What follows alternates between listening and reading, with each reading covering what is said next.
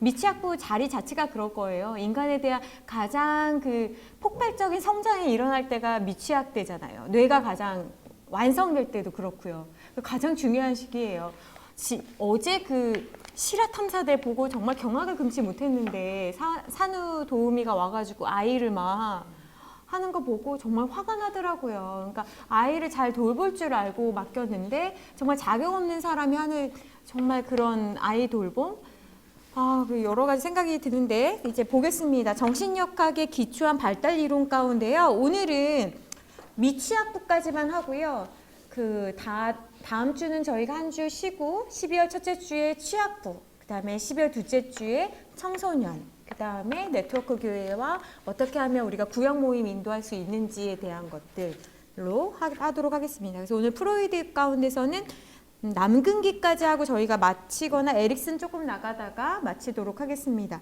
프로이드는요, 기본적으로 프로이드를 싫어하시는 분들이 있어요. 특히 합동 측에서 좀 싫어해요. 프로이드를 오해하시는 것 같아요. 프로이드가 굉장히 그런데 사실 심리학의 대부라고 할 만큼 프로이드의 발견은 굉장히 원초적이지만 근원적인 거예요. 여러분, 원초적이라는 말이 근원적이라는 말인 거예요. 그러니까 인간에게 굉장히 밀접하다라는 거거든요. 가장 인간적인 것이 가장 하나님 영적인 것이라고 우리가 흔히 말하는 건데, 인간적이라는 것이 뭐겠어요? 먹고 자고 하는 모든 것들이거든요. 그런 일상에 대한 부분인데, 특별히 프로이드는 인간에게는 그런 근원적인 욕망이 있다라는 거예요. 그 욕망이 채워지지 않으면 후에 성인이 된 다음에도 큰 영향을 미친다라고 주장하는 거죠. 그래서 구강기 때는 가장 중요한 게 뭐냐? 입이라는 거예요. 입과 관련돼서 아이들이 빨기, 물기, 여러 가지를 하잖아요. 그러면 입을 통하여서 아이들은 무엇을 하게 되냐면 감수성을 배워요. 감수성. 그래서 이따가도 계속 나오겠지만 이때는 오감이거든요. 그러니까 제가 통합교단에서 오랫동안 집필도 하고 강의도 굉장히 오래 했어요. 그래서 제가 이 퀄리티를 알아서 제가 지금 그냥 한 게 아니고요. 진짜 이게 점선 하나 넣는 게 다 사실 돈이에요.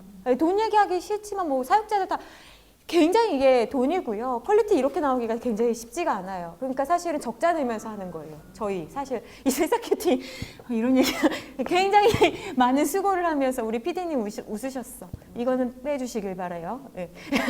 그래서 구강기는 이 감수성과 관련된 거예요. 그래서 이 입으로 들어오는 거, 아이들이 경험을 뭘로 하냐면 입으로 하는 거예요. 어른들은 어떻게 해요? 머리로 넣어요. 그런데 아이들은 입으로 무조건 넣는다고요. 입으로 넣으면서 뭘 하냐면 감수성과 또 하나는 의존성에 대해서 배워요. 이따가 에릭슨 하면서 나올 거예요. 그러니까 입을 통해서 애들이 배울 수 있는 건 감수성, 민감함을 배운다는 거예요. 그러니까 다양한 크기와 재질이라니까 먹는 걸 가지고 좀 그렇긴 하지만 그런 것들을 제공해야 되니까 거꾸로 쓰고 달고 한 모든 것들을, 이스라엘 같은 경우에는 혼합주의가 음식 문화에도 있잖아요. 그래서 맛을 섞지 않잖아요. 예. 근데 우리는, 저도 해보니까 맛을 안 섞는 게 참 쉽지가 않아요. 그래서 예를 들면 어느 업체 거를 이제 너무 바빠가지고, 사육하면서 너무 바빠가지고 해보니까 정말 맛이 없더라고요. 안 섞은 거죠.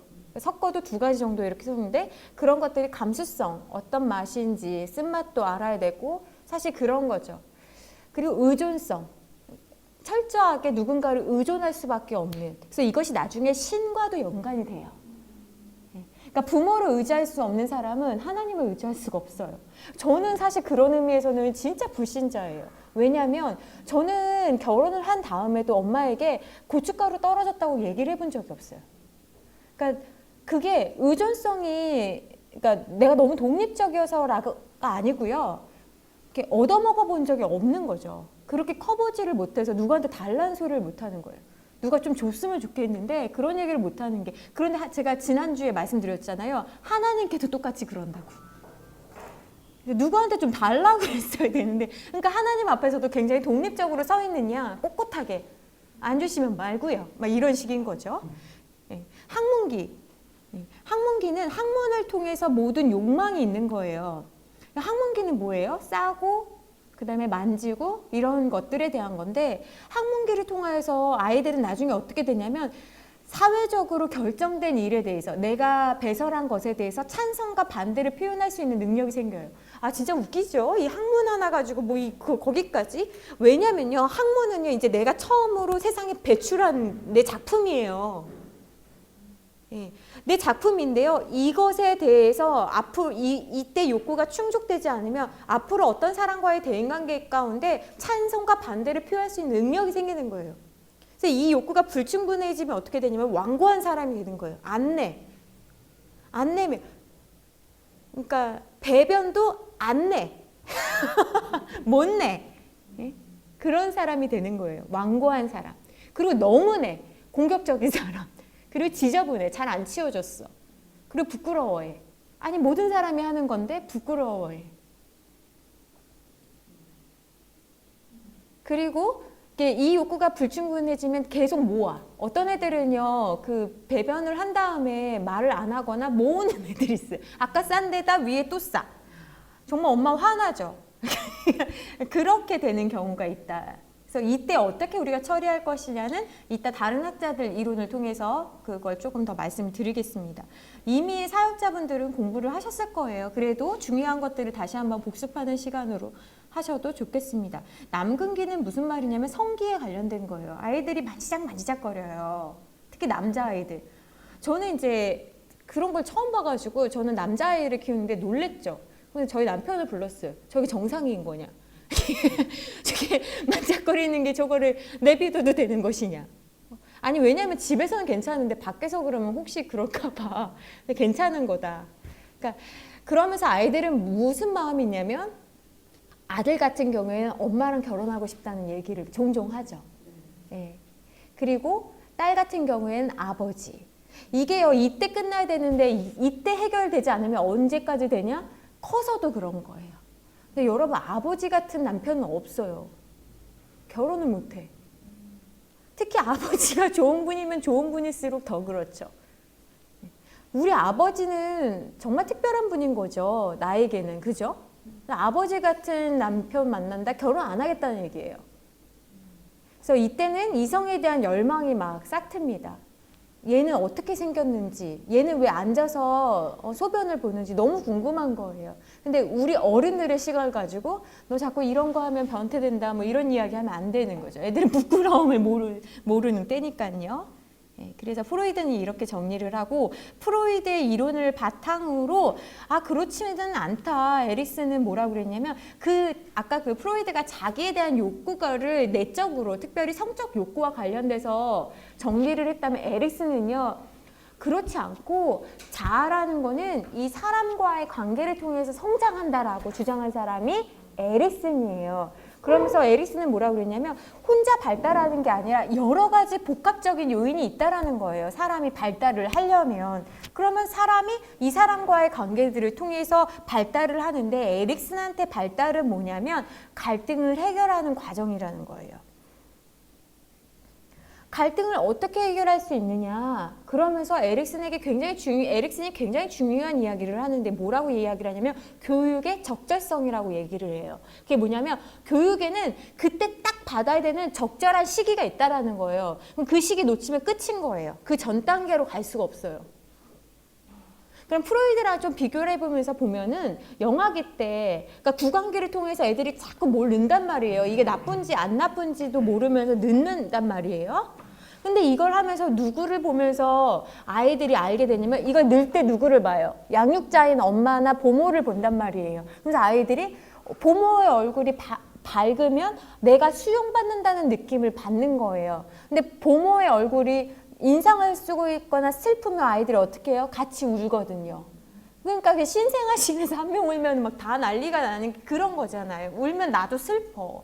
감정의 그 전염이 가장 빠른 시기거든요. 그래서 영아기 때는 에릭슨이 뭐라고 이야기했냐면 제일 중요한 사람이 이 아이를 돌보는 사람이에요. 그래서 어머니라고만은 할 수 없어요. 요즘 같은 때는. 그래서 어머니와 같은 사람. 그럼 왜 어머니와 같은 사람이 중요하냐? 가장 많은 시간을 보는 사람을 통해서 신뢰를 얻기 때문에. 그래서 애가 신뢰를 얻는다는 게 뭐겠어요? 딱 세상에 태어났어. 태어났는데 아니 딱 태어나자마자 이 사람이 내가 울면 언어는 안 통하죠. 아기 언어라는 용어도 있잖아요. 언어는 안 통해. 그리고 엄마를 처음 해보니까 얘가 왜 우는지를 모르겠습니다. 그죠?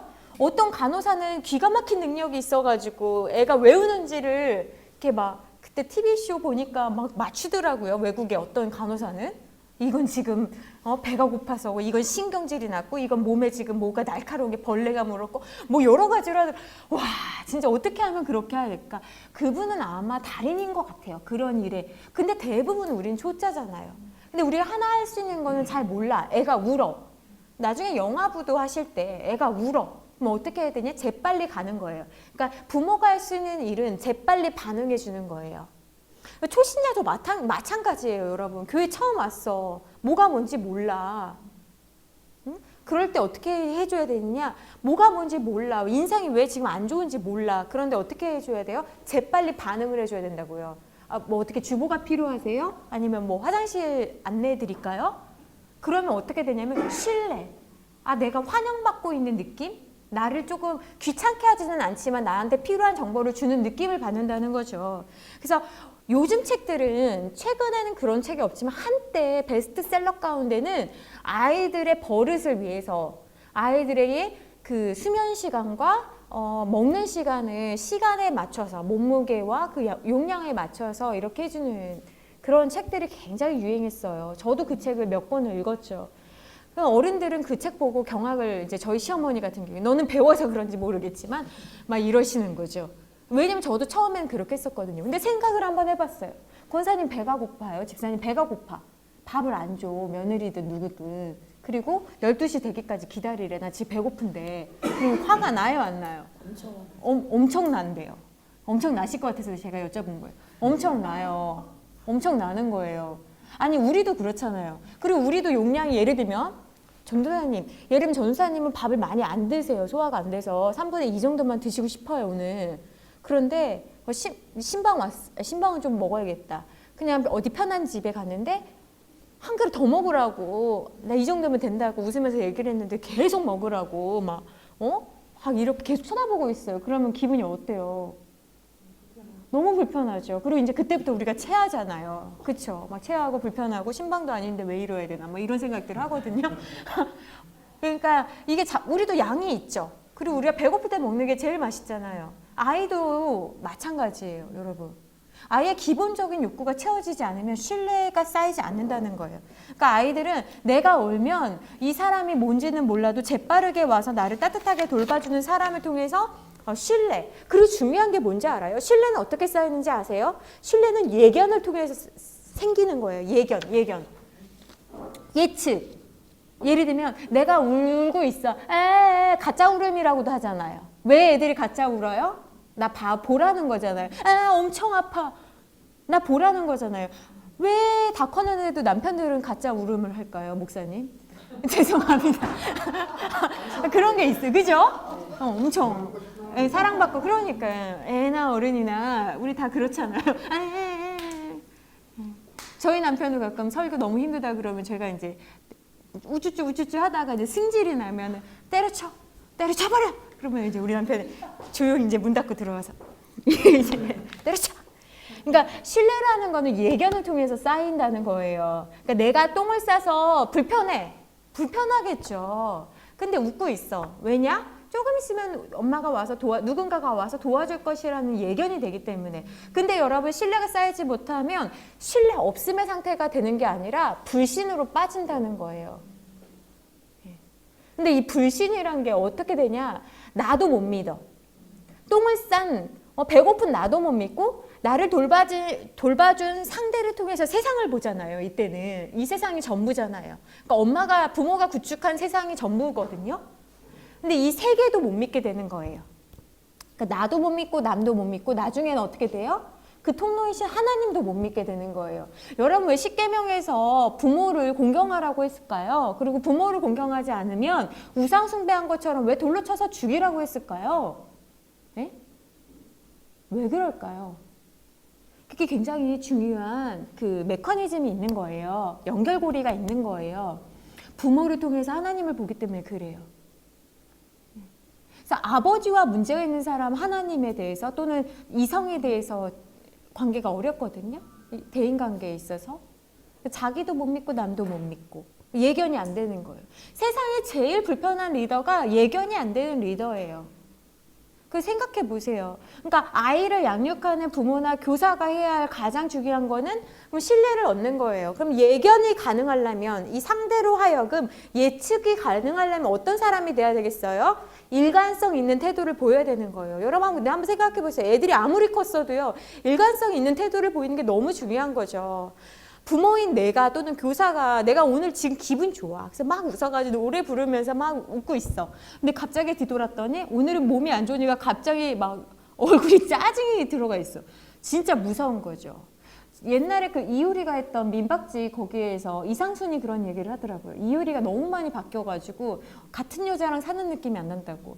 근데 그 이야기를 듣고 저희 남편이 정말 동감을 하더라고요. 생각해보면 여러분 제가 강의를 위해서 그런 거예요. 생각해보면 그런 것 같아요. 아침에는 즐거웠는데 교회 갔다 오면 기분 나빠 있어. 밥을 먹다가 저희 아버지가 그랬던 것 같아요.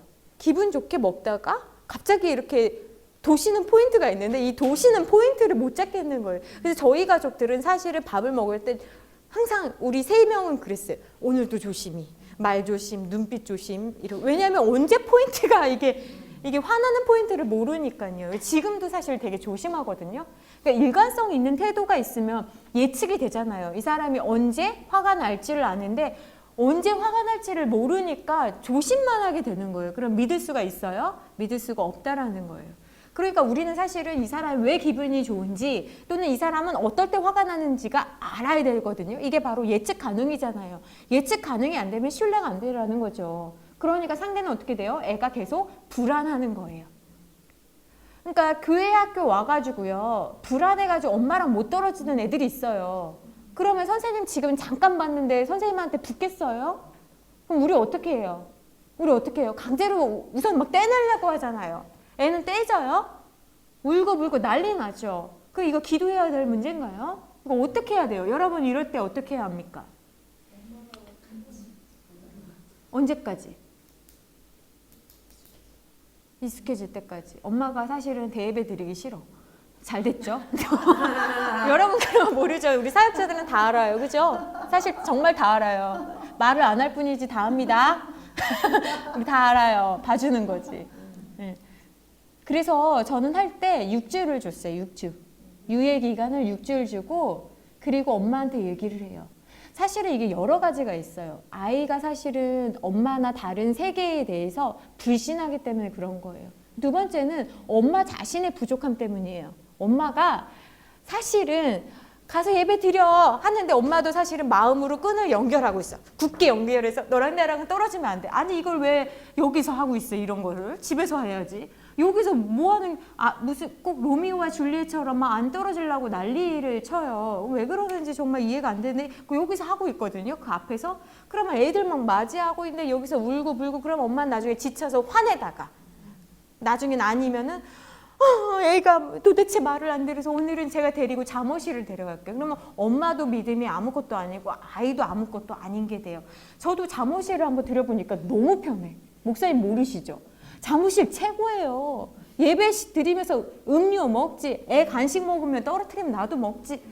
너무 좋아. 졸지도 않고 옆에 엄마랑 또 수다도 떨고. 그러니까 그걸 보는 잠옷이 담당하는 권사님은 돌아버리죠. 이 그냥 며느리들 10명 어쩔 수가 없거든요. 그러니까 잠옷실은 사실은 진짜 어려운 것 같아요. 없애기도 어렵고 또 아빠까지 들어와 있어. 한 명만 들어오면 좋겠는데 아빠까지 들어와서 모유 수유할 때 얼마나 불편한지 몰라. 그래서 어떤 교회는 써놨잖아요. 모유 수유 때문에 아빠 왜 말이 안 통해. 요즘 젊은 애들은 말이 안 통해. 뭘만 하면 이제 기분 나쁘다고 하니까 화를 왜 교회 와서 내는지.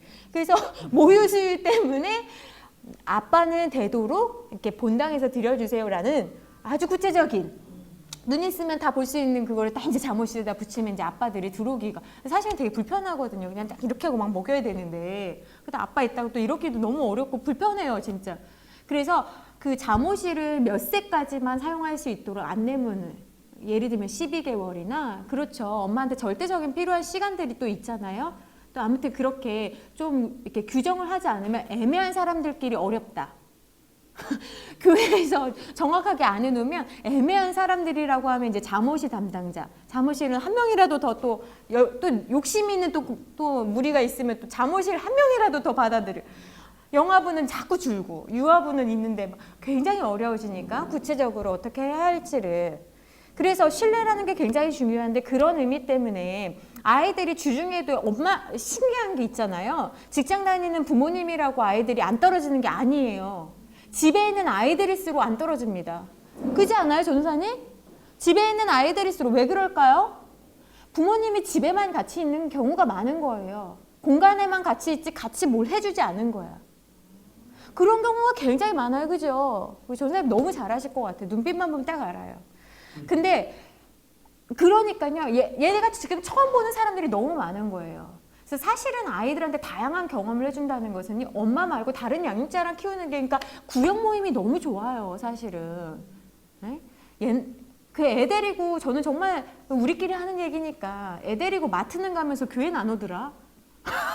3개월 전까지는. 제가 아는 분한테 그랬어요. 아이고 마트는 어떻게 가? 이렇게 얘기해. 아니 그러면 세균을 그렇지 않아요? 교회 오라고 하세요. 한 달 지나면. 그러니까 명확하게 해줄 거는 명확하게 해주는 게 되게 중요해요. 오히려 언제 올까요? 막 이렇게 안 하게. 그러니까 그런 얘기 누가 해줘요? 사역자들이 해줘야 되는데 사역자들 째려보니까 부장님들이 하세요.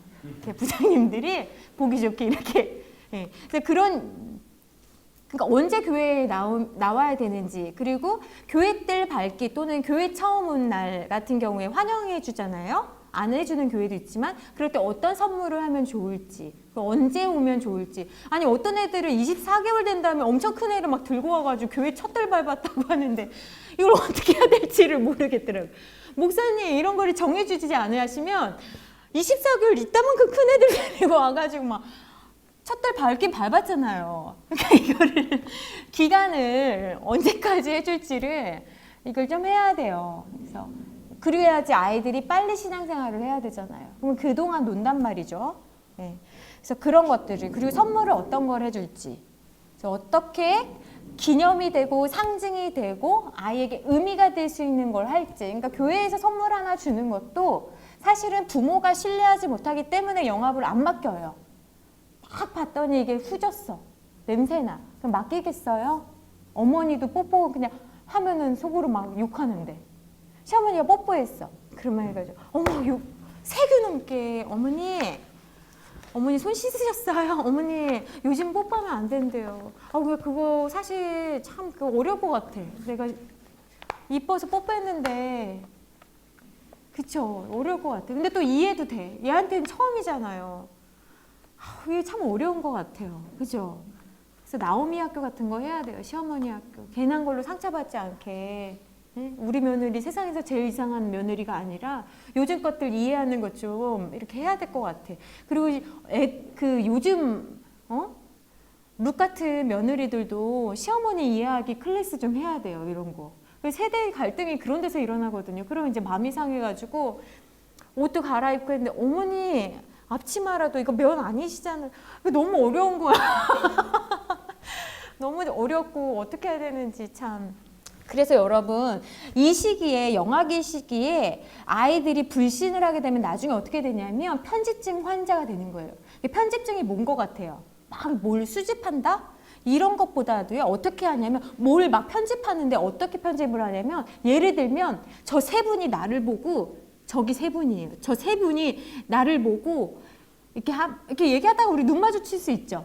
이렇게 눈 마주칠 수 있잖아요. 그런데 나를 보고 어머 딱 걸렸다고 지금 나를 욕하고 있었는데 나랑 눈이 마주쳤어. 이게 편집증인 거예요. 나를 보고 부정적으로 해석하는 거.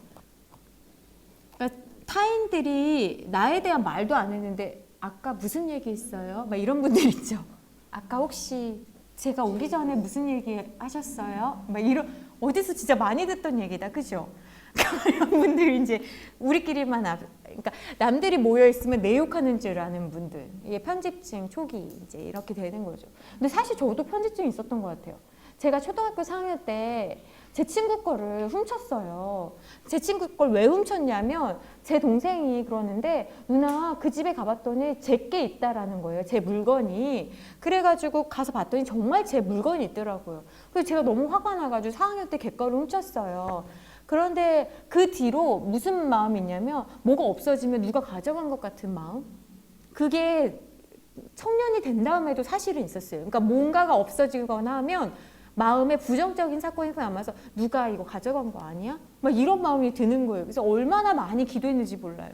그런 마음이 들 때마다 바꾸는 게요. 머리로는 알겠는데 안 돼요. 그래서 그런 것들이 굉장히 어려웠다. 그래서 지금 우리 에릭슨 첫 번째 이론 신뢰와 불신의 단계인데 이때는 주로 주 양육자, 어머니와 같은 사람, 그러니까 교회에 오면 사실은 교사가 바뀌면 안 되는 거예요. 그러니까 적더라도요. 그러니까 다른 데 영화부나 차라리 영화부가 만약에 담임 목사님 설교만 틀어놓는 곳이라면 타가부라고 바꿔도 좋을 것 같아. 그러니까 그렇게 조금 신뢰를 줄 수 있는 두세 명이 동일한 사람이 매주 그 자리에 있어야지 아이들이 어때요? 마음의 안정감이 생기는 거지 맨날 바뀌어. 이런 거는 이제 아이들 중심이 아니라 교회 행정 중심인 거예요. 첫 주는 일성교회에서 합니다. 둘째 주는 이성교회에서 합니다. 이렇게 하는 교회들도 있어요. 이거는 에릭슨 이론의 애자도 모르는 무식한 교회들이 하는 행동이다. 여러분들은 어떠세요? 무슨 사람들이 이렇게 안 좋은 일이 있어요. 그러면 어떻게 해석을 하시나요? 어떻게 해석하세요? 좋게 해석하세요?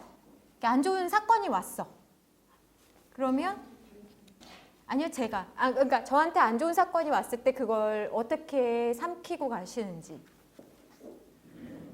한번 생각해 보세요. 2단계는 뭐냐면 이제 유학인데요. 유학일 때는 자율성과 의심이에요. 이때 이제 해결해야 되는 것들이 갈등이 자율성과 의심인데 생각해 보세요. 1살에서 3살 아이인데 이때는요. 애들이요. 무조건 잡고 끌고 막 여러 가지 일들을 시도해요. 그리고 아이들이 제일 많이 사용하는 말이 아니야. 아니야. 네. 그래서 인간이 원죄를 가지고 있는 게 인간은 먼저 부정부터 배워요. 아니야. 아니야. 그러면서 자기가 막 해보려고 해요. 그런데요, 부모님들이 이제 옷에 뭐 묻을까봐 애가 숟가락질하면서 저도 그랬던 것 같아요.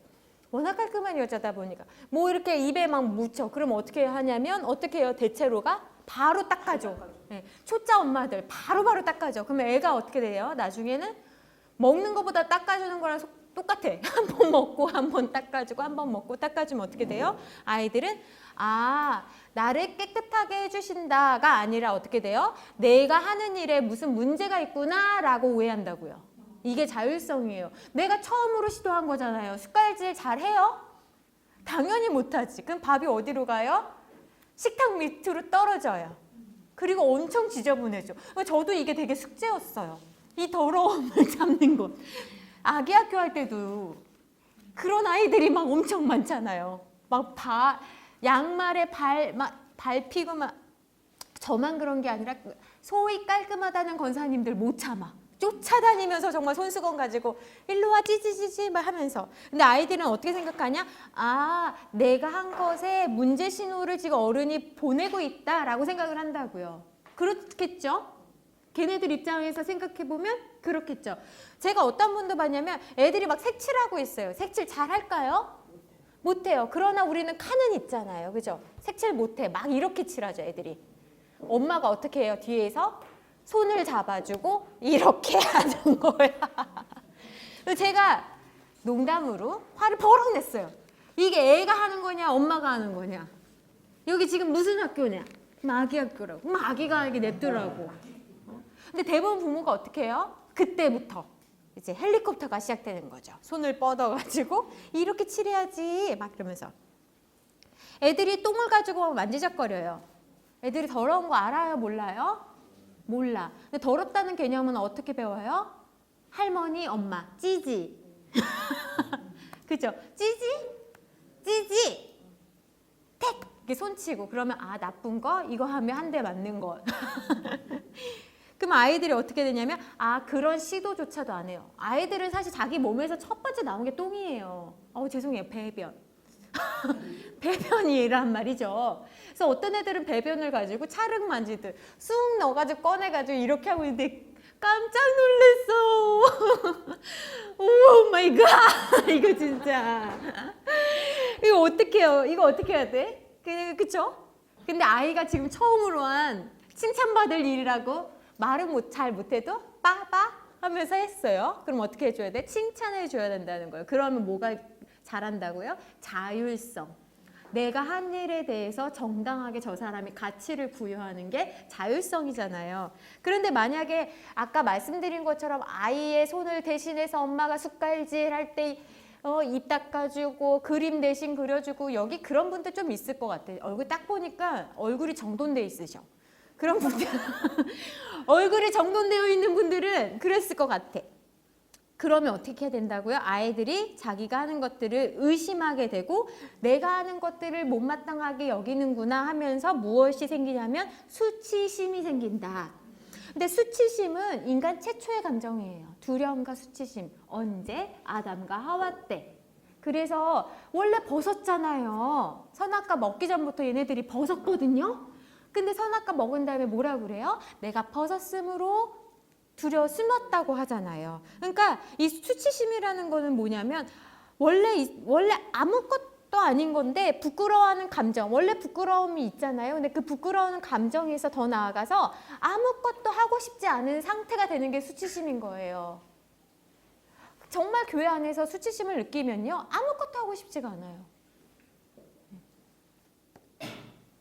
그러니까 청소년기나 청년이 되어도 무엇을 좋아하는지 모르는 애들, 키만 큰 아이들, 등치만 큰 아이들, 뭘 해야 될지 모르는 거예요. 왜? 엄마가 다 해줬으니까, 부모님이 다 해줬으니까. 대학교 와서도 그 다음 뭐 해야 돼요? 회사는 어디에 넣을까요? 아우 우리 아이는 지금 나이가 몇인데도 그거 은근히 자랑하시더라. 큰일 날 일이에요. 왜냐? 아이들의 능력을 이미 빼앗았거든요. 그럼 걔가 나중에 30살 넘어서도 엄마 누구랑 결혼해야 돼요? 너무 무섭지 않아요? 너무 좋으신가? 내가 정해주는 애랑 해라. 엄마 아들 나와요? 딸 나와요? 난리가 나는 거예요. 그렇지 않아요? 끔찍한 거예요. 근데 그게 언제부터 자란다? 1세, 3세 때 아주 중요한 덕목이다. 근데 이걸 놓치잖아요. 왜냐? 실수하는 꼴을 못 봐. 실패하는 거 더러운 꼴을 못 보는 거죠. 부모 마음은 사실 다 그런 것 같아요. 그래서 부모의 가장 큰 유혹은 뭐냐면 아이에게 있는 장애물을 걷어주고 싶은 마음인 것 같아요. 저도 자녀 키우면서 보면 내가 힘들었으니까 너는 안 힘들었으면 하는 거예요. 그리고 이 정도까지는 안 힘들었으면 해. 근데 이게 정말 비성경적인 것 같아요. 왜냐? 누구든 자기 십자가가 있다고 했거든요. 근데 내 마음은, 부모인 내 마음은 네 십자가도 내가 짊어지고 갈게. 이 마음이거든요.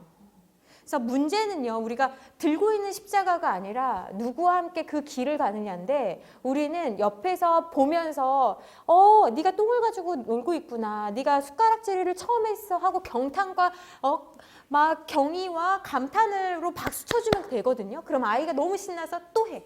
또 해. 그렇잖아요. 애 이뻐가지고 이렇게 들기 해? 한 번 해줬어. 경험 다 하시죠? 들기 한 번 해줬더니 애가 자꾸 발을 점프를 해. 양쪽 팔에 그냥 알배기 정도까지 해줘야 되잖아요. 얘가 지칠 때까지.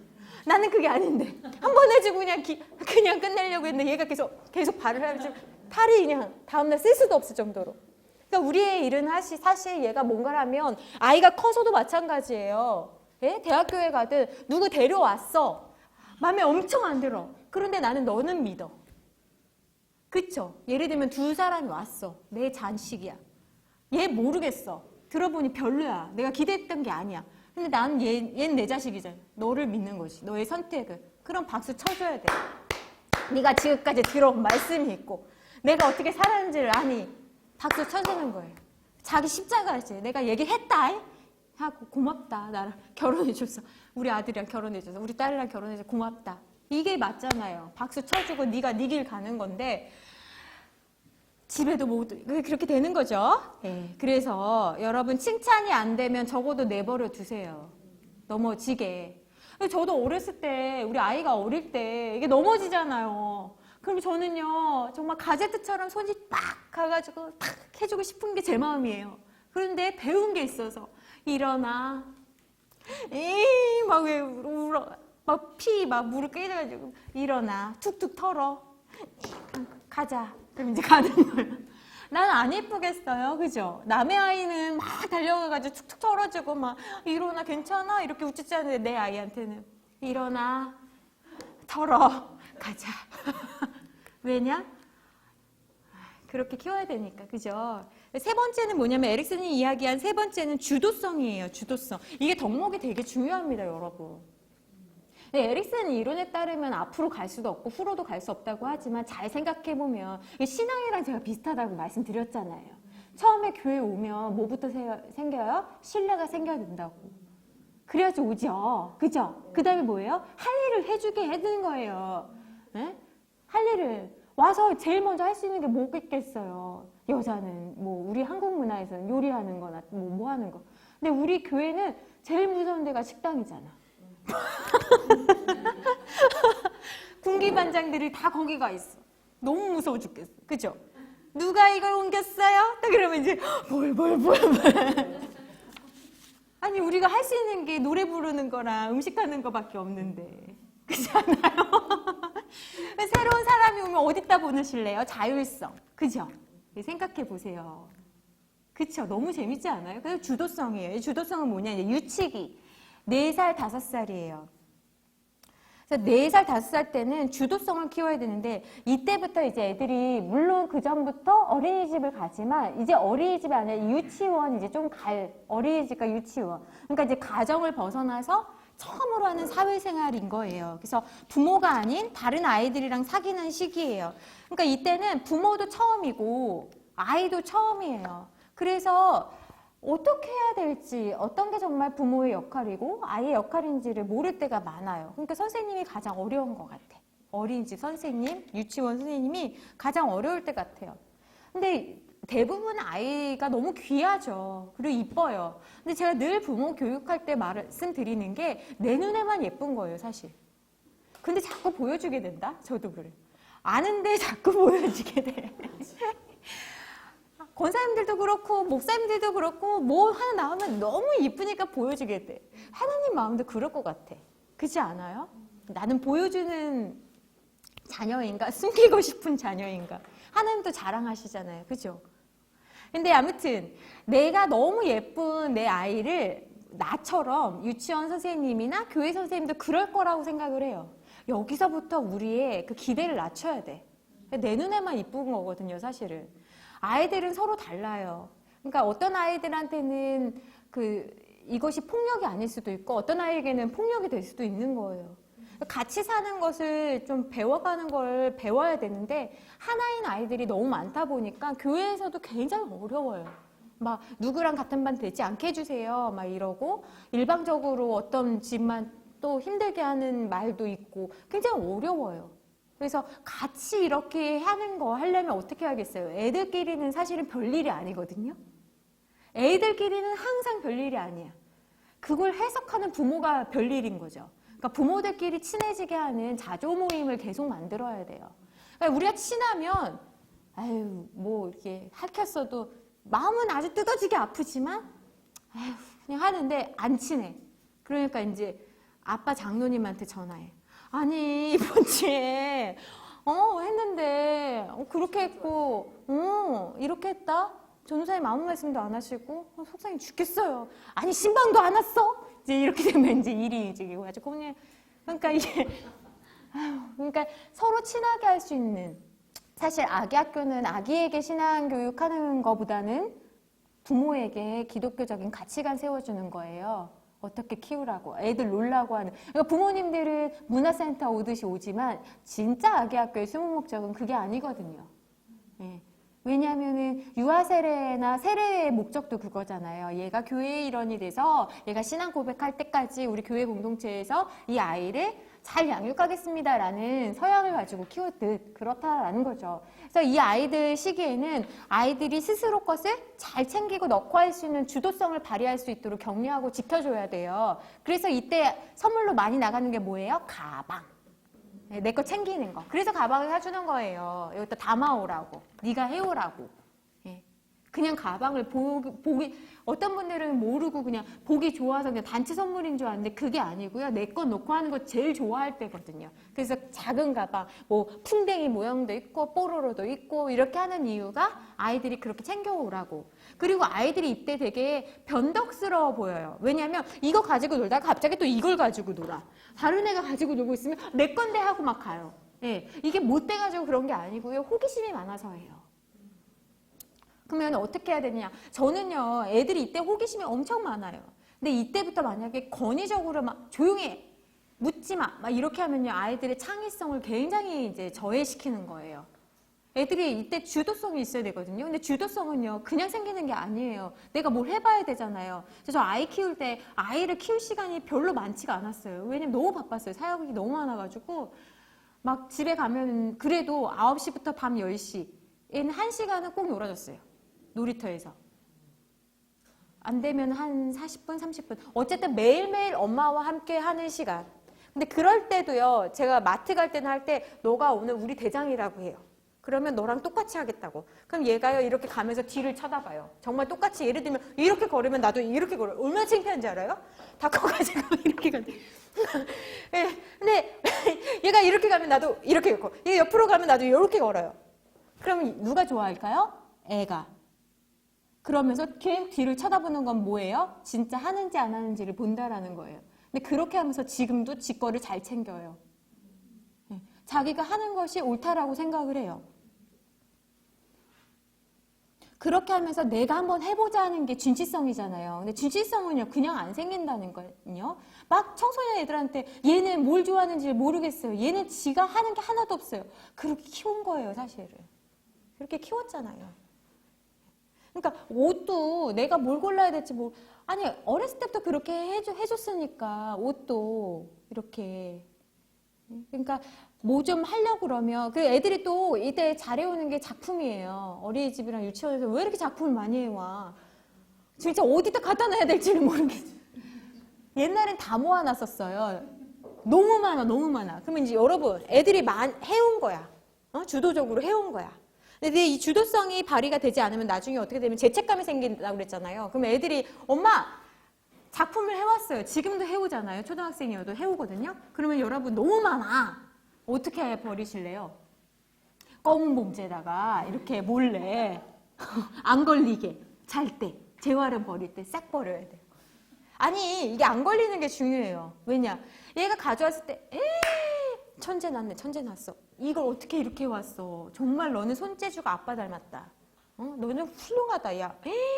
넌 정말 힘도 세. 너는 정말 막 이렇게 한단 말이에요. 그리고 이제 과거 거 있잖아요. 한 달 전 거나 한 3주 거 교회에서도 엄청 만들어 오잖아요. 그러면 이제 검은 봉지에다가 싹 싸가지고 이렇게 해요. 근데 옛날에 모르고 제가 버렸는데 걔가 쓰레기를 버리다가 지가 만든 작품을 봤어. 그럼 이제 가지고 오는 거죠. 막 울면서 엄마 이거 버렸어. 그죠? 아니 다리가 있나? 왜 여기 들어와 있나? 어머 미안하다. 어머 이거 누가 실수로 이렇게 했나 봐. 어머 너무 미안해. 다시 이렇게 올려놓는 거. 아시겠죠? 왜? 주도성 때문에. 안 그러면 죄책감이 생긴다는 거예요. 근데 우리 남편도 이런 것 같아. 보지도 않는 책을 그냥 그렇게 그냥 이렇게 그렇죠? 싹 버린다. 남편 없을 때 검은 봉지에다가 해가지고 옷도 싹 버린다. 우리 남편은 잠깐 결혼하기 전에 입었던 13년 전에 옷도 다 가지고 있어요. 제가 안 볼 때 싹 버린다. 이렇게. 네, 그런 거 굉장히 중요하다. 자, 이제 에릭슨까지 했어요, 여러분. 네, 구조주의 갈 건데, 아우, 이 이론들이 그냥, 삐아제는 뭐라고 하냐면, 이 구조주의는 뭐냐면, 어떻게, 어려운 말이 아니고요. 어떻게 인간은 지식이 성장하느냐예요. 근데 구조주의는 뭐냐면 어떤 사람이 배워갈 때 자기마다 구조, 방을 만든다는 얘기예요. 예? 방을 만들면서 배운다. 그래서 그 삐아제 같은 경우에는 뭐라고 그랬냐면 지식을 자기가 만든 그 구조 안에서 한다. 근데 이건 보세요. 내가 어떤 걸 배울 때요. 제가요 지금 이론을 설명하면서도 무슨 이야기를 했냐면 내가 경험한 이야기에 빗대어서 하면 여러분들이 이해가 쉽죠. 이걸 동화라고 그래요. 동화.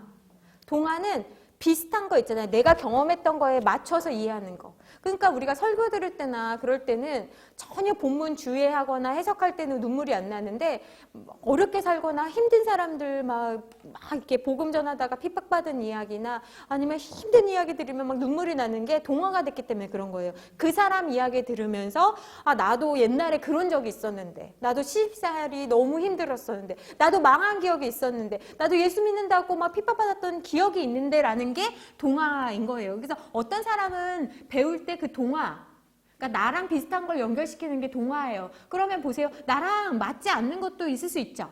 그럴 때는 내가 바꿔야 되는 거예요. 그러니까 배울 때는 동화도 있어야 되죠. 내 것을 가지고 설명할 수 있잖아요. 여러분, 예를 들면 큐티 같은 게 그런 거잖아요. 내가 지금까지 무슨 큐티를 했는데 그 큐티와 이건 다른 것 같아요. 이게 바로 동화죠. 내가 가진 것, 그 방에서 내가 이 남자는 만나봤는데 그 전까지 만나봤던 남자랑 다른 것 같아요. 이게 동화죠.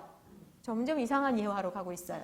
이게 동화인데 조절은 뭐냐면 정말 새로워.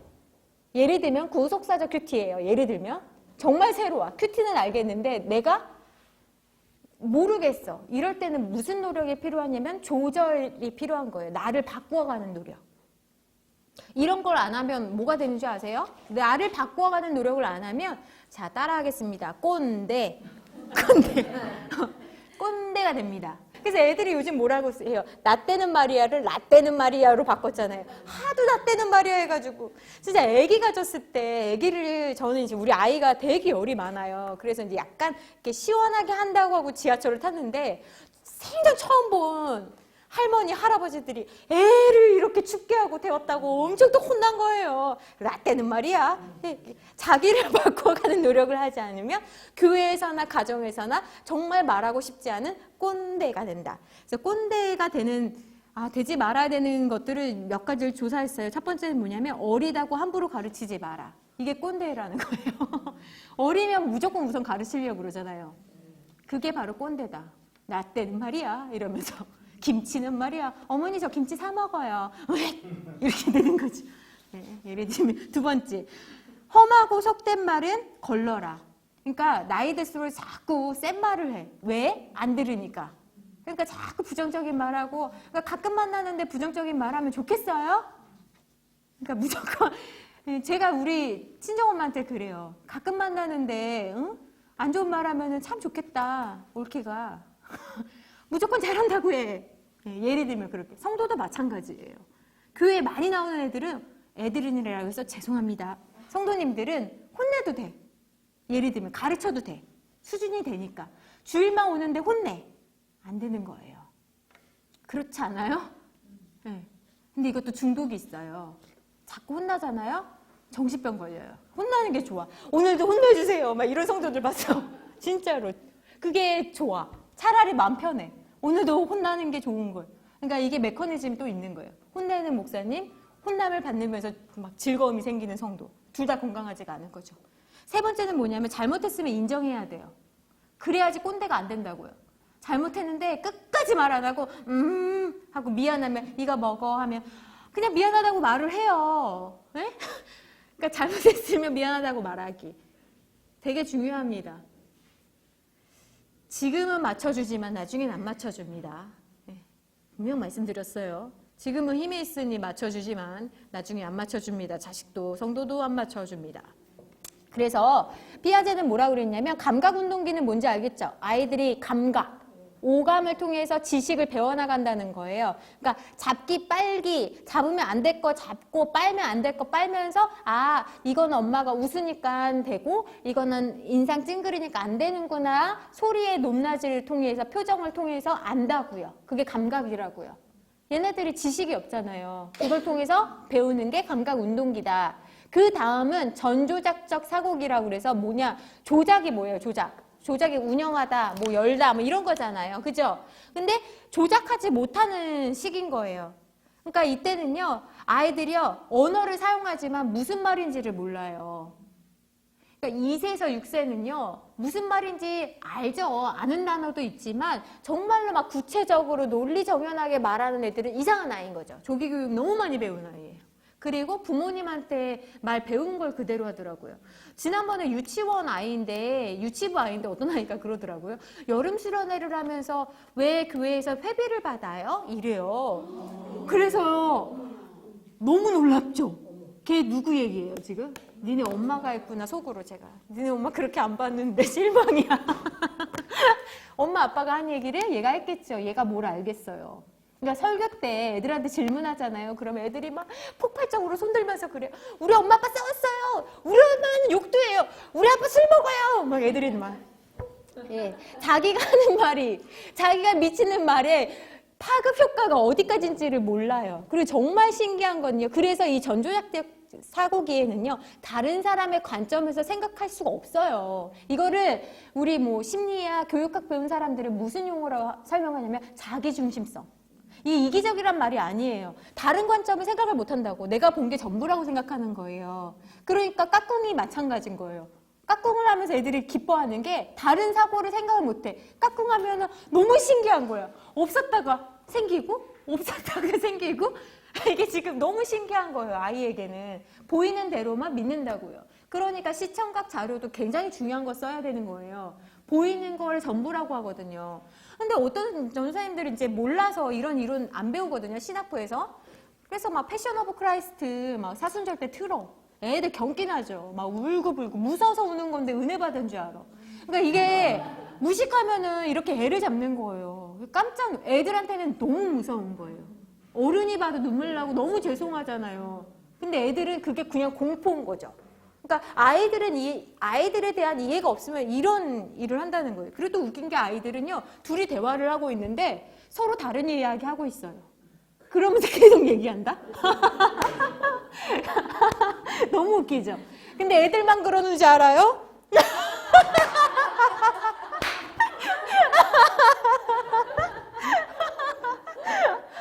아, 거기까지 하겠습니다. 애들만 그런지 아냐고요? 예. 그리고 이 시기 때는요, 행동부터 해요. 근데 나 또 얘기하고 싶다. 노인부도 똑같다요. 아, 이게 더 그냥 우리 중직이라 생각하고 너무 그러니까 머리로가 아니라 어른들은요 먼저 가. 네. 저희 시아버지가 80이 다 돼 가시는데요. 얘기를 하면요. 알았대요, 무조건. 완전 승질나. 아니, 난 지금 얘기하고 있는데, 그래, 그건 알았다. 이래요. 그래서 내가 화가 나가지고 그랬어요. 그 다음 얘기가 뭔데요?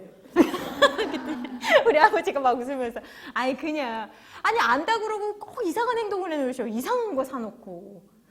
예를 들면, 행동부터 해요. 그러니까 아이들도 행동부터 하고 느낀다고요. 그러니까 지식의 순서가 보세요. 어른들은 어때요? 알고 느끼고 행동하죠. 그죠? 그래서 지정이라고 그러잖아요. 그죠? 근데 애들은 어떻게 한다고요? 의정지예요. 여러분, 우리가 약간 구역질 할 수 있지만 아기 학교든 유아부든 나이 많으신 분이 막 이쁜 척하고 막 이렇게 기도하는 게 이쁜 척 하려는 게 아니에요. 왜?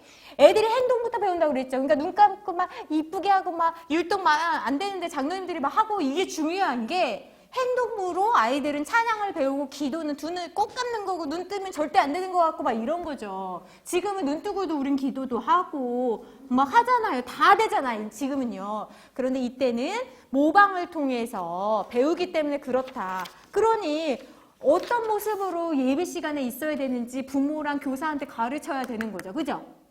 예. 네, 콜보그 갈게요. 콜보그라고 했네. 콜보그. 아우, 콜보그 가야 되는데. 콜보그는 뭐냐면, 피아제의 방법을 가지고 이제 도덕적으로 사람들이 어떻게 판단하냐는 거예요.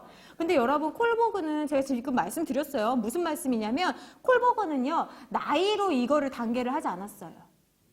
그러나 제가 오늘은 전 간습적 단계로 설명을 드릴 거예요. 이게 어려운 말이지만 저는 또 쉽게 말하는 말씀을 드릴 거예요. 관습이라는 게 뭐예요? 우리가 문화로 한 거 있잖아요. 예를 들면 밥 먹을 때, 물론 문화마다 다르지만 우리 한국에서는 젓가락질 할 때 한 번 든 거는 그냥 먹는다. 예를 들면 쩝쩝대지 않는다. 예를 들면 이게 만약에 우리가 문화예요. 그걸 관습이라고 하는 거죠. 또는 뭐 어느 모임에 가서는 정장을 입고 가야 된다. 이런 게 관습일 수 있죠. 그런데 어떤 사람에게는 도덕적인 판단을 할 때 관습 이전의 단계가 있다라는 거예요. 그러면 그게 어떨 때 그러냐. 아까 그 유아기 이야기하면서 자기중심성이라는 말씀을 드렸어요. 그 자기중심성이라는 게 이기적이라는 말이 아니라 다른 관점을 보지 못한다라는 게 자기중심성이라고 말씀을 드렸죠. 그래서 다른 관점을 생각하지 못한다는 거예요. 그래서 이때는요. 그런데 여러분 배우지 못한 사람, 이게 무식하다는 게 아니에요. 배우지 못한 사람들은요. 이때 아이들 너무 귀엽잖아요. 그럼 어른들이 가서 뭐 하는지 알아요? 하나만 줘봐. 그죠? 이때 아이들이 지금 2개 있다고 지금 내수 중에 2개 또는 1개 지금 겨우 받아가지고 예배 하나 1시간 드리고 겨우 하나 받아가지고 왔는데 어이구 예배 잘 드렸어. 그거 하나만 줘봐. 그러면 애가 이제 심각해지는 거예요. 근데 이걸 이해를 못해 어른들이. 할아버지 할머니들이 이해를 못해. 애들은 지금 내순 안에 있는 게 이게 하나가 전부야. 사실이고. 근데 이거를 하나 줘서 가짜로 먹는 것도 아니고 진짜로 먹어. 아니 예를 들면 그렇잖아요. 어른들 눈치 없는 분들 많잖아요. 그러면 이렇게 가짜로 예를 들면 보세요. 앙냥냥냥 이렇게 먹거나 아유 먹었다 고맙다 이 정도로 끝나야 되지. 그리고 애들이 안 주면 그래 마라 이 정도로 끝나야 되는데 끝까지 10번 막 얘기해. 네가 이기나 내가 이기나 오늘 너의 버릇을 거치겠다. 막 이런 개념으로 이제 하면 안 되는 거예요. 교회에서도 마찬가지예요. 얘가 이기적이어서가 아니라 안 주는 시기거든요. 그럼 주는 애도 있어요. 그죠? 형제자매가 많거나 주는 경험을 통해서 다른 사람의 얼굴이 좋았어. 칭찬받았어. 그럼 주는 거예요. 근데 어떤 애들은 하나 뺏기면 안 사줘. 절대. 경험이, 자기가 했던 경험이. 주겠냐고요. 절대 안 주지. 너랑 끝내더라도 안 주지. 그러니까 여기서부터 이제 하는데 첫 번째 단계가 그게 이제 전 간습적 단계에서 첫 번째가 뭐냐 타율적인 단계인데 이건 뭐냐면 내가 어떤 도덕적인 판단을 할 때 그 기준이 내가 아니라 타인이라는 거예요. 그러니까 엄마가 찌지 떼 그러면 놔 가지고 갈래다가 놔 이게 타율적인 단계라고요. 도덕성을 내가 알아가지고 도덕적인 판단을 내릴 수 있는 시기가 아니라고요. 그러니까 교회 오고 안 오고도 마찬가지예요. 애가 교회 오는 게 나쁜지 안 오면 벌 받는지 착한지 몰라요. 그런데 누가 가자고 그러면 그냥 가. 이 시기라고요. 타율적인 단계가. 그래서 부모 교육이 너무 중요한 거예요. 근데 부모 교육은 이미 애기 나면 끝난다. 왜냐? 힘들어. 애기 나고 신앙생활 하니까 너무 힘들어. 진짜 밥 한 번 먹기도 너무 힘들고 힘들더라고요. 그러니까 언제 해야 돼요? 그러니까 태교학교가 너무 중요한 게 낳기 전에 막 엄청 교육 막 엄청 시켜가지고 삐딱선 타지 않게 막 해야 되는 시기거든요. 애기 나면 만사 귀찮고 다 잔소리로 들려요. 그런데 그때 와가지고 막 하면 뭘 하겠어요. 그죠? 잔소리 플러스 2 왕사모님, 왕목사님 이렇게 하면 이제 피해 다니는 거지. 이렇게 되는 거예요. 의도를 다 알잖아요. 나를 부르는 이유를. 내년에 봉사하라든지 예배 똑바로 드리라는 둥. 뭐 이거 알잖아요. 그러니까 도망다니는 거죠. 어떤 사람은 운전법칙을 잘 지키는 이유도 벌 받고 싶지 않아서, 조롱받고 싶지 않아서. 이런 게 뭐예요? 타율적인 단계. 내가 바람을 피우지 않는 이유도 내가 사회적으로 지탄을 받고 싶지 않아서. 이게 타율적인 단계인 거죠. 그런데요, 여러분, 도덕만 그러냐는 거예요. 하나님을 이렇게 믿는 사람도 있죠. 내가 이렇게 하면 하나님이 기뻐하시니까 봉사하는 거야. 믿음은 하나도 없는데 내가 헌금하면 하나님 좋아하실 것 같아. 그래서 헌금하는 단계. 이게 타율적인 거죠. 그죠? 두 번째는 뭐냐면 도구적 변화예요. 이게 말이 어렵지만 변화가 됐는데 목적 있는 변화라는 거예요. 내가 부모한테 잘해. 왜? 부모가 돈이 많아서. 내가 교회를 가. 왜? 천국 간다고 하니까. 이게 도구적 변화라는 거예요. 내가 필요해서 그걸 지키는 거예요. 신앙생활도 그렇죠. 내가 필요해. 내가 취업해야 되니까. 내가 학교 붙어야 되니까. 내가 아기를 낳아야 되니까. 내가 결혼을 해야 되니까. 그래서 하나님 있잖아요. 그런 분들도 있다. 그러니까 내가 이렇게 하면 하나님께서 나한테 적어도 이렇게 해주시진 않겠냐. 이게 바로 뭐예요? 우리 신앙으로 하면 전 간섭적 단계라는 거예요. 그러니까 교회에 상식 이하로 올 수 있어요. 그렇지 않아요? 그걸 우리가 생각해야 돼요. 굉장히 뭐 상식적이고 고상하고 너무 좋죠. 상식적이면 너무 좋아요. 편해. 우선 말이 되니까. 그런데 이렇게 상식적이지 않을 수도 있어요. 근데 판단이 그렇다. 그러면 그 다음 넘겨보세요. 신앙 발달 이론 볼게요. 그럼 파울러라는 사람은 기독교 신앙 얘기한 거 아니에요. 또 어디 가서 이제 나 오늘 파울러 얘기 들었는데 그러시면 안 돼요. 보편적인 신앙에 대해서 이야기하는 거예요. 그러니까 기독교 신앙이 아니라 모든 인간은 신앙을 가지고 있다. 근데 파울러가요. 목사님 아들이에요. 그런데도 보편적인 신앙. 그러니까 기독교 유일성만을 얘기하진 않아요. 너무 슬프지 않아요? 근데 우리가 그렇게 많이 키우죠. 그러니까 파울러가 말하는 신앙은요, 이 미분화된 신앙에서 결국에는 보편적 신앙으로 간다라는 거예요. 그러니까 그 사람이 어떤 신앙의 성숙을 가졌느냐에 따라서 이렇게 발전해 나간다는 거예요.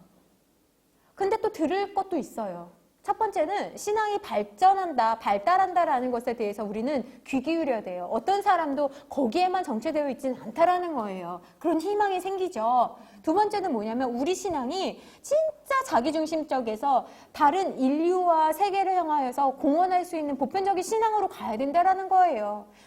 독일에서는 예배 드릴 때요, 자기 기도를 안 한대요. 나라와 세계와 정치와 교육과 문화를 위해서 기도한대요. 왜냐? 그들을 위해서 기도해야 내가 그들 안에서 내 신앙이 쓰기 때문에. 근데 우리는 어때요? 독일에서 있던 사람들이 한국의 예배에 참석하면 너무 깜짝 놀란대요.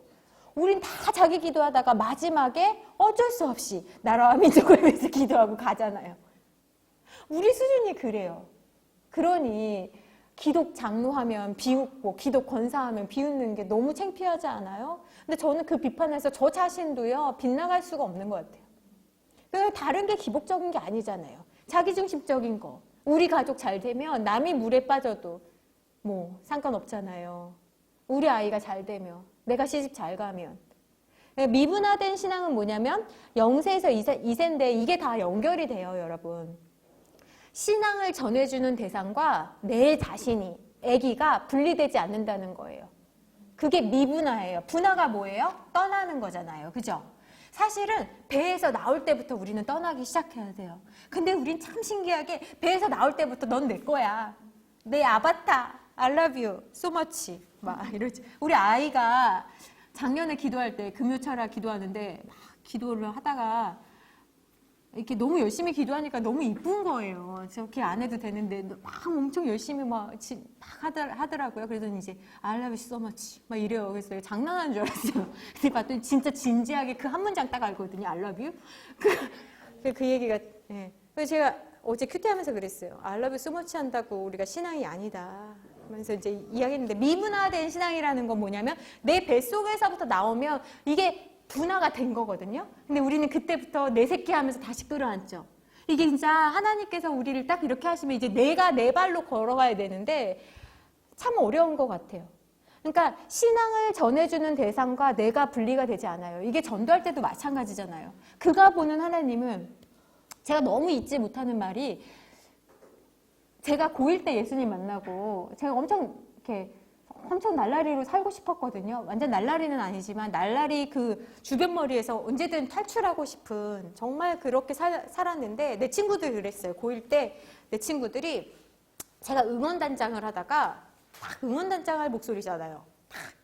응원단장을 하다가 예수님을 고1 여름방학 때 딱 만나고 종교부장을 하겠다고 그랬어요. 그래서 이제 교목님을 이렇게 찾아갔더니 교목님이 넌 안 된대요. 너무 상처받았잖아요. 너 같은 애는 안 된다는 거예요. 그럴 만도 해요. 사람은 외모를 보니까. 그럴 수 있을 것 같아요. 너무 내가 말을 했는데, 제가 바뀌었다고, 예수님을 방학 때 만났다고, 내가 이제 정말 아이들을 위해서 기도하고 복음을 전하겠다고 이제 내 언어로 막 이제 했는데, 감리교 학교였는데, 우리 감리교 미션스쿨 제일 많잖아요. 안 된대요. 너무 상처를 받았어요. 근데 한편으로는 이해가 됐어요. 왜냐하면은 그럴 수 있겠다 싶어서 애들한테 이제 가서 52명이었거든요, 그때. 애들한테 막 졸랐어요. 내가 예수님을 만났다. 나를 종교부장으로 얘들아 세워줘라. 내년에 꼭 종교부장으로 나를 뽑아줘라. 내가 정말 너희들을 위해서. 나는 제가 그때 여상을 갔거든요. 아빠 때문에라고 하긴 그렇지만, 그렇죠. 아빠한테 독립하고 싶어가지고 여상을 갔어요. 서울 여상을 갔는데 서울 여상에서 예수님을 만난 거예요. 서울 여상 수련회는 아니고 서울여상 다니고 있을 때 예수님을 만나게 됐는데 거기서 친구들한테 그랬죠. 내가 마지막으로 취업할게. 그러니 나를 종려부장으로 세워주면 너희들을 위해서 맨날 기도할게. 눈빛이 너무 강렬했죠. 너무 간절. 저기 채플 교목님이 안 된다는데 나 좀 제발 해줘라. 그래가지고 제가 예수님을 막 전했는데 친구들이 그랬어요, 저한테. 내가 예수님이 있는지는 모르겠는데 네 바뀐 거 보니까 뭐가 있기는 있나 보다. 네. 그래서 진짜 그때 하나님이 놀라운 기적들을 많이 보여주셨어요. 예를 들면 얘들아, 제가 그때 모태신앙이지만 너무 좋자니까 기적을 많이 보여주셨는데 얘들아, 이제 52명이 쫙 있어요. 그럼 제가 강대석에 딱 올라와서 얘들아, 이제부터 내가 3kg가 빠질 거다. 내가 그런 무모한 3kg가 빠질 건데 내가 너네들이랑 똑같이 먹고 모든 간식을 먹을 거다. 오직 기도로 하나님이 살아계신 것을 내가 증거하겠다. 이런 말도 안 되는 이래. 웃기죠? 근데 필요했어요. 그래가지고 내가 이제부터 10일이다. 3kg가 빠질 거다. 하나님 앞에 하나님, 나는 하나님을 만났는데 얘네들은 하나님을 못 만났습니다. 제가 3kg가 빠지면 애들이 모두 하나님이 계신 것을 알게 될 것이고 뭐 제가 종교부장이 될 것입니다. 주여! 맨날 세포실 가가지고 이제 막 기도를 했어요. 진짜 빠졌어. 진짜 빠졌어. 그래서 제가 이랬어요. 얘들아, 빠졌다. 그리고 제가 있죠. 이제 멈추어 주옵소서. 그러니까 성경은 많이 알잖아요. 못했잖아요. 이제 멈추어 주옵소서. 더 이상 살이 빠지면 안 됩니다. 하고 얘들아, 나랑 교회 가자. 막 이러고. 옛날에 힘으로 말할 때는 애들이 막 들었거든요. 근데 예수님 만난 다음에는 좀 같이 가줄래? 막 애들이 먹튀하고 막. 네, 먹튀. 내가 떡볶이 사주려고 제가 이제 옛날에 회수권이 10장씩 이렇게 돼 있었어요. 제가 7, 8년생이니까. 회수권 10장이면 저희 엄마가 귀찮으니까 한 달치를 이렇게 주세요. 그러면 애들한테 이게 110원이었나 90원이었나 아무튼 뭐 1100원인가 모르겠어요. 저랑 연령이 비슷한 분도 있고 아닌 분도 있지만 그러면 이제 애들한테 900원에 팔아요. 한 줄에. 예를 들면 싸게 700원. 그럼 돈이 생기잖아요. 이걸 가지고 전달하는 거예요. 떡볶이 사줄게. 이번 주에 좀 교회 좀 한번 나가라. 그럼 막 사줘요. 생크림빵이 그때 나왔거든요. 파파이스가 그때 비스켓 500원이 나왔단 말이에요. 사주고 먹튀에 먹튀.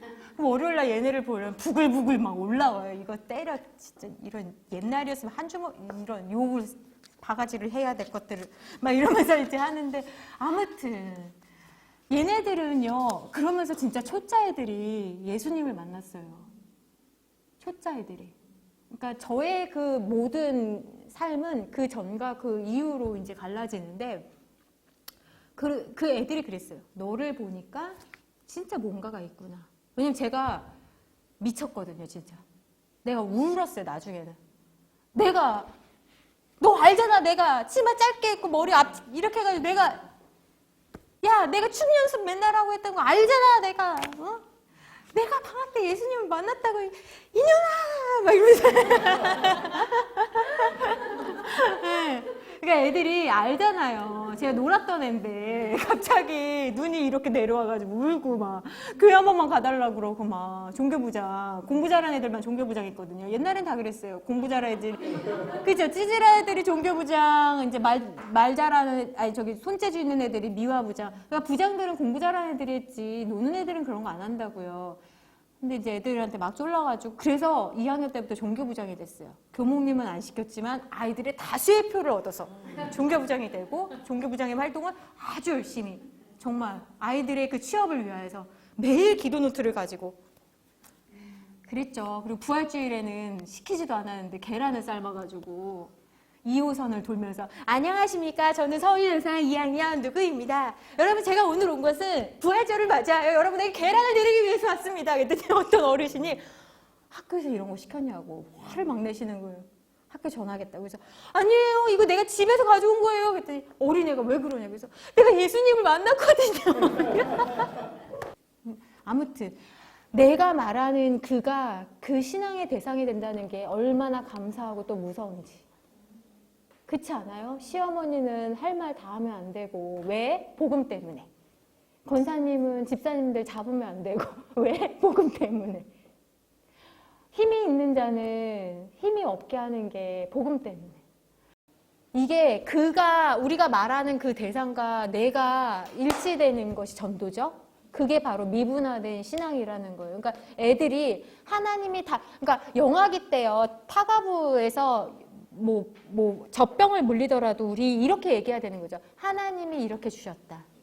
하나님이 권사님 통해서 또는 엄마 통해서 전도사님 통해서 너희한테 주셨어. 이렇게 이야기하는 거예요. 하나님이 우리한테 주셨어. 전 늘 우리 아이한테도 그래요. 하나님이 우리한테 주셔서 우리 아이가 어느 날은 초등학생인데 이러더라고요.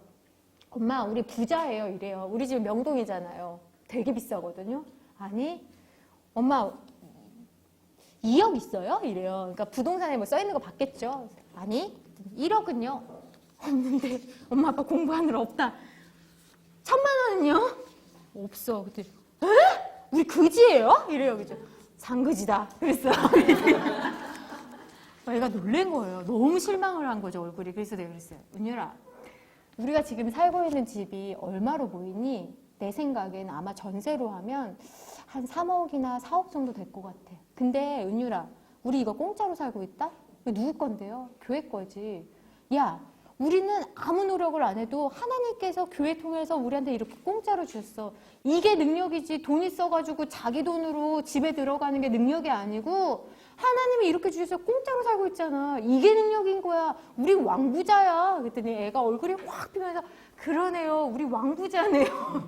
그러니까 애들이 비교하잖아요. 그때 어떻게 해석해 줄래요? 우리 아이는 한동안 마당에 있는 2층 집. 그래서 부모님 다 모시고 할아버지 할머니 다 모시고 살고 싶은 그런 꿈이 아직도 있거든요. 그래서 엄마가 그러죠. 2층 집에 살아도 너무 좋지. 예수 없는 2층 집은 필요가 없단다. 유아기 때는요. 직관적 투사적 신앙을 가져요. 이 말은 뭐냐면 직관이란 게 뭐예요? 느낌 딱 오는 게 직관이잖아요.